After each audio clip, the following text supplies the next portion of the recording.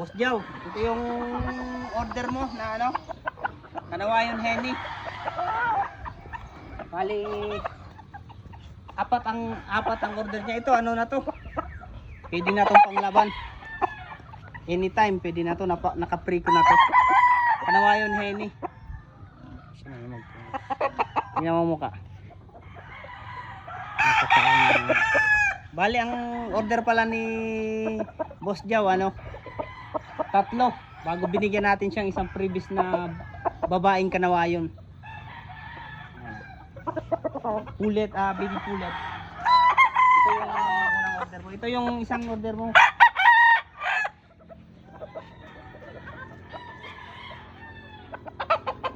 Pwede na to sa ano, pagbaba mo.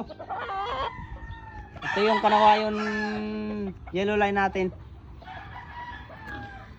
Pwede mo din siyang pagpilian kung gusto mo yung isa din ito. Pakita ko din sa iyo. Ayan o.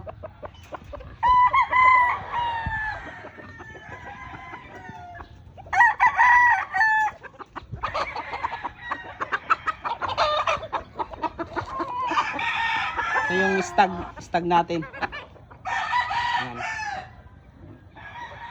Ibibitaw natin mamaya para makita mo yung mga bitaw. So, pwede mo pagpilian dito sa dalawa kung yun o ito.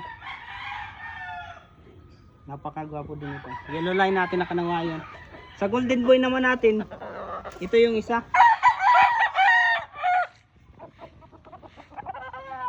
Golden boy, Carichua line to. Light side. Gwapo din ito. Pwede ito pagbaba mo.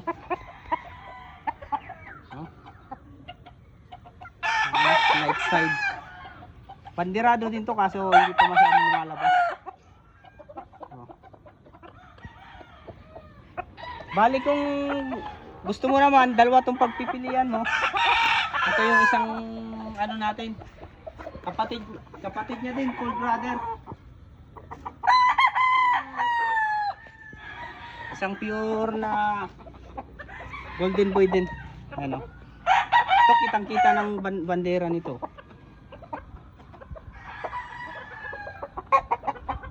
Dapo. So, siyempre dahil tatlo yung kinuha mo. Meron tayo dito previous na ano. Baby pulet na kanawayon. Bali yung nag-order pala sa atin. Yung nag-order pala sa atin, taga Bicol to. Ako na lang magdi-deliver sa ano, sa Calabanga, Camarines Sur. Ito yung baby pulet.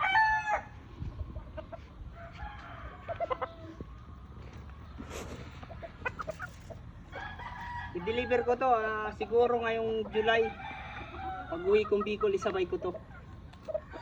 So mamaya ibibitaw natin kung pili ka kung alin dito sa dalawang golden boy, dito sa yellow line na kanawayon. Pagpilian mo yung dalawa.